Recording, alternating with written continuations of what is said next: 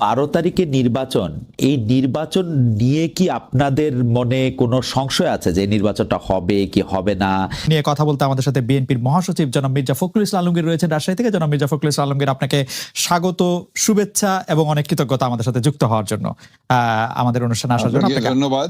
আপনাকে আন্তরিকভাবে ধন্যবাদ। আমাদের সঙ্গে আরো রয়েছেন আওয়ামী লীগের সংসদ সদস্য জনাব শামীম ওসমান, আপনাকেও আমাদের অনুষ্ঠানে স্বাগত জানাই। জনাব মির্জা ফখরুল ইসলাম আলমগীর, আপনি এখানে আসবেন বলে আমরা দুদিন আগে থেকেই দর্শকদের জানিয়েছি, এবং শুধু আজকে বলে কথা নয়, আপনার নামটি আসলেই যে কথাটি সবার আগে আসে সেটি হচ্ছে একজন পরিচ্ছন্ন রাজনীতিবিদ।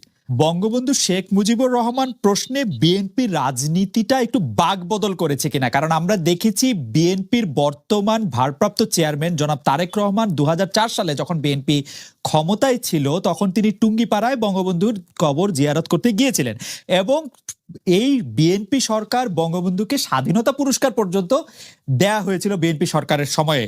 এখন বঙ্গবন্ধুকে পাক বন্ধু বলা হচ্ছে স্বাধীনতার বিরোধী। এইটা বিএনপি রাজনীতির একটা সিগনিফিকেন্ট চেঞ্জ কিনা, বা বিএনপি রাজনীতিতে এই চেঞ্জটা, এই টার্নটা বা চিন্তা ভাবনা করে নেয়া কিনা, মানে সেটা যদি একটু বলতেন। বিএনপির রাজনীতিটা, আপনি যে বিষয়টা নিয়ে আসছেন, বিএনপির রাজনীতির কাছে এটা খুব গুরুত্বপূর্ণ বিষয় নয়। আমরা সবসময় যে কথাটা বলে এসেছি, এই মুহূর্তে আমাদের কাছে সবচেয়ে বড় যে ক্রাইসিস, সংকট হচ্ছে বাংলাদেশে গণতন্ত্র নেই, বাংলাদেশের ভোটাধিকার কেড়ে নেওয়া হয়েছে, বাংলাদেশের মানুষের যে কথা বলার স্বাধীনতা তা কেড়ে নেওয়া হয়েছে, বাংলাদেশের সংবাদপত্রের স্বাধীনতাকে কেড়ে নেওয়া হচ্ছে, বাংলাদেশে যে মৌলিক যে অধিকারগুলো, সেই অধিকারগুলো থেকে মানুষ বঞ্চিত হচ্ছে, মানবাধিকার লঙ্ঘন হচ্ছে চরম ভাবে, এবং মানুষ ভোটের অধিকার সম্পূর্ণভাবে হারিয়ে ফেলেছে। সেই ক্ষেত্রে আমরা যদি আপনার ওই পুরনো বিষয়গুলো নিয়ে আলোচনা শুরু করি, তাহলে একটা শঙ্কা থেকে যায় যে মূল জায়গাটা থেকে আমরা দূরে সরে যাব, ডাইভার্সন হয়ে যাবে। সেই বিষয়গুলো নিয়ে আমি আজকে আপনার সঙ্গে কথা বলতে চাই না। আপনি যদি কন্টেম্পোরারি সমস্যাগুলো নিয়ে কথা বলেন, তাহলে আমি অত্যন্ত খুশি হব আপনার সঙ্গে কথা বলতে। ওকে, আচ্ছা, ঠিক আছে। আমরা আসলে বিএনপি এবং আপনার রাজনীতি নিয়ে কথা বলতে গেলে প্রথমে যে বিষয়টি আমাদের ধারাবাহিকভাবে আমাদের মাথায় আসে সেটি হচ্ছে 2018 সালের নির্বাচনে ডক্টর কামাল হোসেন, আসম আব্দুর রব, মাহমুদুর রহমান মান্নার সঙ্গে জোট করেছিল বিএনপি। বলা হচ্ছে যে অবহেলা করা হয়েছিল 20 দলকে। রাজনৈতিক সিদ্ধান্ত হিসেবে আপনি এটিকে ভুল মনে করেন কিনা? যদি ভুল হয় তাহলে এর দায়িত্ব আসলে কার? এই বিষয়টা এখন অনেক পুরনো বিষয়, এই আলোচনার মধ্যে আসাটাকে আমি খুব সমীচীন মনে করি না, কারণ এখন অনেক চড়াই উতরাই পার হয়েছে, অনেক ঢেউ পার হয়েছে, অনেক পানি গড়িয়েছে। এখন রাজনীতি সম্পূর্ণ নতুন প্রেক্ষাপট। এই নতুন প্রেক্ষাপটে আপনি নিশ্চয়ই লক্ষ্য করেছেন যে আমরা যে ডাকটা দিয়েছি, সেই ডাকটা হচ্ছে আমরা এই কর্তৃত্ববাদী ফ্যাসিবাদী সরকারের বিরুদ্ধে একটা জাতীয় ঐক্যের কথা বলেছি, এবং সেটা আমরা যুগপৎ আন্দোলনের মাধ্যমে সেই আন্দোলন শুরু করার কথা বলেছি। ইতিমধ্যে আপনি নিশ্চয়ই বাংলাদেশের রাজনীতি যদি লক্ষ্য করে থাকেন, তাহলে দেখবেন যে আমরা ইতিমধ্যেই প্রায় 25টা দলের সঙ্গে কথা বলেছি। তার মধ্যে বাম আছে, ডান আছে, 20 দল ছিল, তারাও ছিলেন, সবাই ছিলেন, এবং তাদের সঙ্গে আমাদের যে আলোচনাটা প্রাথমিক পর্যায়ে শেষ হয়ে গেছে, সেটা হচ্ছে যে আমরা সবাই একমত হয়েছি যে আমরা যুগপৎ আন্দোলন করব। তো সেই ক্ষেত্রে এই বিষয়টা এখন একটা অতীত চারিতা হয়ে যাবে। আমি মনে করি বর্তমান রাজনৈতিক প্রেক্ষিতে এটা খুব বেশি গুরুত্বপূর্ণ নয়। আচ্ছা, ঠিক আছে, তাহলে আমরা একটু বর্তমানে ফিরে আসি। আমরা কি একটু আপনার কাছে জানতে চাইতে পারি যে জামায়াতে ইসলামীর সঙ্গে বিএনপির বর্তমান সম্পর্ক কি? আপনার নিশ্চয়ই মনে আছে যে দৈনিক মানবজমিন পত্রিকায় বলা হয়েছিল যে জামায়াত বিএনপির সাথে সম্পর্ক ছিন্ন করেছে, পরে আবার তারা বলেছে যে না, এরকম কোনো সিদ্ধান্ত নেওয়া হয় নাই। বিএনপির কি এই ব্যাপারে কোনো সিদ্ধান্ত আছে জামায়াতে ইসলামী সম্পর্কে একসাথে চলা না চলা?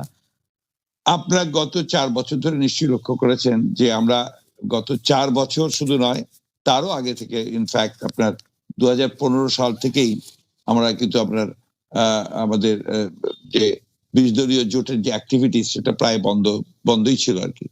আমরা আপনার নিজেরাই গত 4 বছর ধরে বিএনপির আমাদের তরফ থেকেই, দলের পক্ষ থেকেই আমরা আমাদের নিজেদের কর্মসূচি পালন করছি, এবং সেই বিষয়গুলো নিয়ে আমরা কাজ করছি।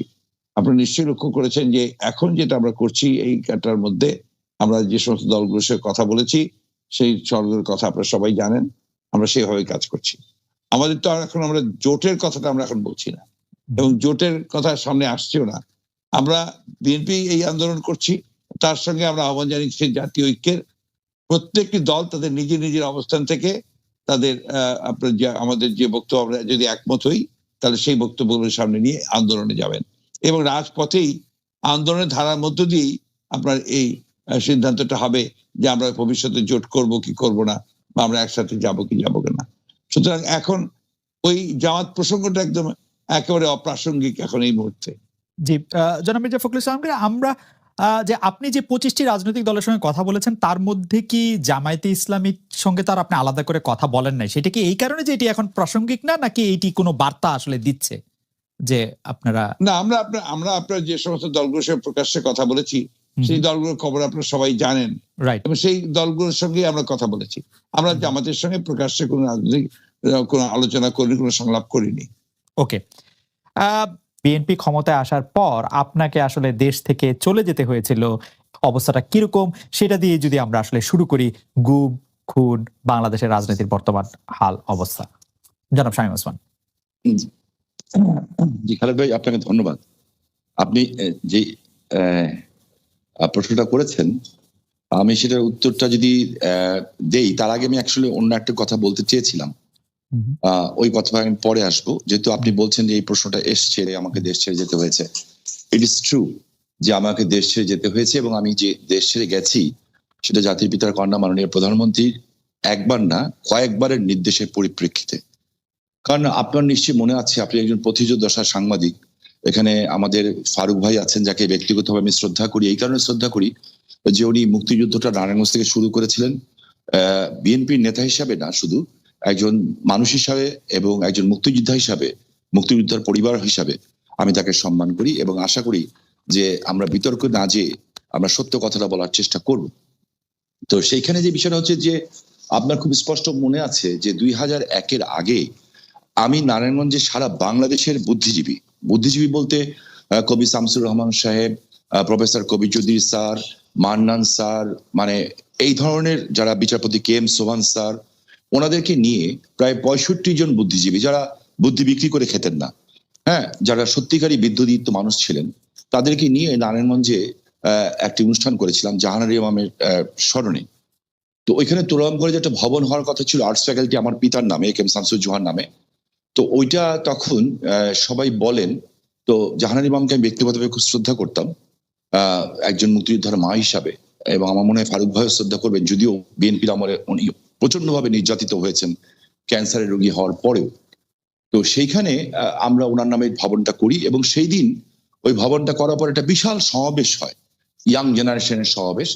সেই সমাবেশে স্যাররা যারা ছিলেন, যাদেরকে আমরা শ্রদ্ধা করি এবং সারা জীবন করব, এর মধ্যে আমার মনে আছে কবি চৌধুরী স্যার উনি কেঁদে দিয়েছিলেন, আমার মামা হাসান ইমাম সাহেব কেঁদে দিয়েছিলেন, দিয়ে বলেছিলাম এখান থেকে শুরু করো, যেহেতু নারায়ণগঞ্জে আওয়ামী লীগে শুরু হয়েছে এখান থেকে শুরু করো। আমরা কি চান, বলে যুদ্ধাপরাধীদের বিরুদ্ধে কথা বলো। তখন আমরা বলেছিলাম যারা 30 লক্ষ মানুষের জীবন নিয়েছে, 2 লক্ষ মানুষের সম্ভ্রম নিয়েছে, ওই গোলাম আজম গং, শুধুমাত্র ওই গোলাম আজম গং কথাটা উচ্চারণ করেছিলাম, যে তাদের এই নারায়ণগঞ্জের পবিত্র মাটিতে প্রবেশ নিষিদ্ধ।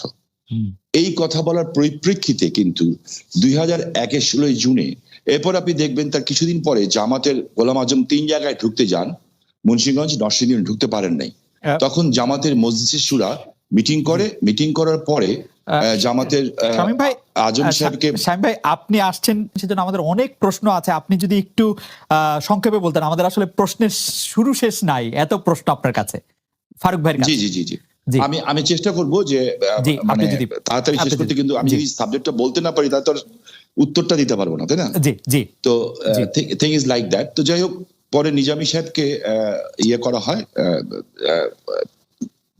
জামাত ইসলামের আমির তৈরি করা হয়, এবং তারপরে আমাকে দলের থেকে জানানো হয়, সরকার প্রধান থেকে প্রধানমন্ত্রী জানান যে আমার উপরে হামলা হবে, আমাকে ঢাকা থেকে বলা হয়। আমি সেটা শুনি নাই, আমি ভেবেছিলাম যে ওরা সামনের থেকে মারবে, তো মুক্তিযুদ্ধের সন্তান তো সামনের থেকে মারলে ফেস করতাম। কিন্তু নারায়ণগঞ্জে 2001-এর 16 জুনে বোমা হামলা হয়, যেখানে 20 জন মানুষ নিহত হয়, এবং আমার এই হাতটা খুলে যায়, বা পাটা অচল হয়ে যায়, আমি পঙ্গু হয়ে যাই, এবং সেই শক্তি তখন ক্ষমতায় আসে। এবং আপনি শুনে অবাক হবেন, আপনি একজন ম্যাজিস্ট্রেট ছিলেন, আপনি আইনের ছাত্র, আমিও আইনের ছাত্র। এই বোমা হামলা যেটা আমার উপরে ঘটিয়েছিল, এবং যখন জ্ঞান ফেরার পরে আমি একটা কথাই বলেছিলাম যে শেখ হাসিনাকে বাঁচান, তখন বিএনপি নেত্রী খালেদা জিয়া বলেছিলেন যে আমরা নাকি আমাদের বোমা হামলা নিজেরাই ঘটিয়েছি, কারণ জাতির পিতা কন্যা শেখ হাসিনার পরিবারের নিরাপত্তা আইন পাশ করার জন্য। এবং 16 জুনের এই বোমা হামলার ঘটনা যখন বিএনপি ক্ষমতায় আসে তখন কিন্তু আমাদের উপরই চাপিয়ে দেওয়া হয়েছিল, শুধু আমার উপরে না, আমার বাড়ির বউ, ভাবি, মেয়ে, ছেলে, ভাই সবার উপরে চাপানো হয়েছিল। আমার মনে হয় এই শক্তি, আমার মনে হয় যে আপনার প্রশ্ন উত্তর ক্লিয়ার। শাহীন ভাই, গুম আসলে বলা হচ্ছে যে বর্তমান সরকার গুমের সাথেই নাই। এখনকার গুম খুন নিয়ে আপনি আসলে কি বলবেন, যে সরকারের জায়গা থেকে এটি বারবার অস্বীকার করা হচ্ছে, কিন্তু এটি একটি বাস্তবতা, এই বাস্তবতাকে শাহীন ওসমান কিভাবে দেখে আমাদের যদি খুব সংক্ষেপে একটু বলতেন। আমি আপনার প্রশ্ন উত্তরটা দেওয়ার আগে আমি আমাদের গর্ব করার কয়েকটা বিষয় বলতে চাই। আজকে এই দেশটা তো আমার, আপনার, সবার, ফারুক ভাইয়ের সবার, আমাদের দেশে। এখানে আমাদের বাচ্চারা ভবিষ্যতে থাকবে, বড় হবে। দেশের সম্মান যদি বৃদ্ধি পায়, আমাদের সবার সম্মান বৃদ্ধি পাবে। আমরা কোনো খারাপ জিনিসকে আমরা আশা করি না। আমার যে বক্তব্যটা হচ্ছে যে আমাদের বিভিন্ন বাহিনী নিয়ে কথা হচ্ছে, যে খুন নিয়ে কথা হচ্ছে, আমিও বলেছি, আমি বলবো আবার আপনাকে, আপনার সামনেই বলবো, আমি কোনো কিছু গোপন করে কথা বলতে শিখি নেই, কারণ আমি ওইটুক সাহস আছে, আমি শেখ হাসিনার কর্মী, জাতির পিতার, সাদাকে সাদা বলার, কালাকে কালো বলার। বাট আমার তার আগে আপনার মাধ্যমে খালেদ ভাই, আমি কালকে বাঁচব না জানি না, আপনি একটা ভালো জায়গায় আছেন, জার্মানে একটা ডয়েচ টেলিভিশনের সাথে আছেন, আমি আপনার কাছে অ্যাপিল করছি, রিকোয়েস্ট করছি এই বিষয়টা তুলে ধরার জন্য, যে আজকে বাংলাদেশের আমাদের প্রতিরক্ষা বাহিনী, আমাদের সেনাবাহিনী, আমাদের বিমান বাহিনী, আমাদের পুলিশ, আমাদের বিজিবি, আমাদের র্যাবকে নিয়ে কথা বলা হচ্ছে, কিন্তু আপনি লক্ষ্য করে দেখেন গত 4-5 দিন আগে বাংলাদেশের আমাদের শান্তি রক্ষা করতে গিয়ে 3 জন সেনাবাহিনীর সদস্য নিহত হয়েছেন। আমি তাদেরকে প্রথমে শ্রদ্ধার সাথে স্মরণ করতে চাই। সৈনিক শরীফ হোসেন, সৈনিক জসিমউদ্দিন, সৈনিক জাহাঙ্গীর আলম, টহল কমান্ডার মেজর আশরাফুল হক সাহেব আহত হয়েছেন। জি, আজকে আপনার কাছে আমার একটা প্রশ্ন না, জাতির, পৃথিবীর, বিশ্বের কাছে প্রশ্ন, শান্তির জন্য নোবেল পুরস্কার দেওয়া হয়, এমন এমন লোকও আছেন যারা শান্তির সাথে জড়িতই না, কিন্তু তারা নোবেল পুরস্কার পান। আমি কোনো ব্যক্তির কথা বলবো না, বাট আমি খালেদ মহিউদ্দিন সাহেবকে বলতে চাই যে এই ভয়েস রেইজ করার জন্য, যে আমার বাংলাদেশের প্রতিরক্ষা বাহিনীর পৃথিবীর শান্তির জন্য, এই বিশ্বের শান্তির জন্য আমার গর্ব, আমার বাহিনী 139 জন মানুষ জীবন দিয়েছে, 139 জন মানুষ। আমার মনে হয় যে শাহীন ভাই, আপনার বক্তব্য এই অনুষ্ঠানের মধ্যে পরিষ্কার, এবং কেউ এটা নিয়ে আসলে দ্বিধা করবে না, কিন্তু আমরা যদি আজকে না আমাকে যদি বলতে না দেন আমি আর বলবোই না। জি, আমাকে কথা বলতে দেন, because it is my feelings, এটা আমার দেশপ্রেম, এটা আমার ভালোবাসা দেশের প্রতি। এবং ইনজুর্ড হয়েছে 237 জন। এইখানে আমি যেটা বলতে চাই, আমি, আপনি, ফারুক ভাই, কিংবা আমরা সকলে কণ্ঠে কণ্ঠ মিলিয়ে কেন বলতে পারবো না যে আমার প্রতিরক্ষা বাহিনীকে শান্তিতে নোবেল পুরস্কার দেওয়া হোক? আমরা কেন বলতে পারবো? আমরা বললাম শান্তির জন্য জীবন হয়। আমি আশা করি যে এই বিষয়ে আপনি কথা বলবেন। আমাদের দেশে আজকে যে প্রশ্নটা আপনি করেছেন গুম খুনের ব্যাপারে, আমি খুব পরিষ্কারভাবে বলতে চাই, জাতির, আপনি নিশ্চয়ই অবগত আছেন, জাতির পিতার কন্যা মাননীয় প্রধানমন্ত্রী বাংলাদেশে এসে একটা প্রেস কনফারেন্স করেছেন।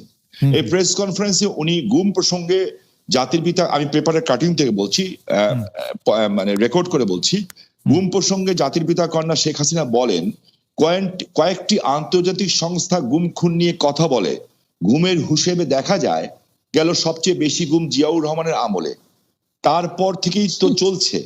আমরা যখন তালিকা চাইলাম 76 জনের নাম দেওয়া হলো, এর মধ্যে এমনও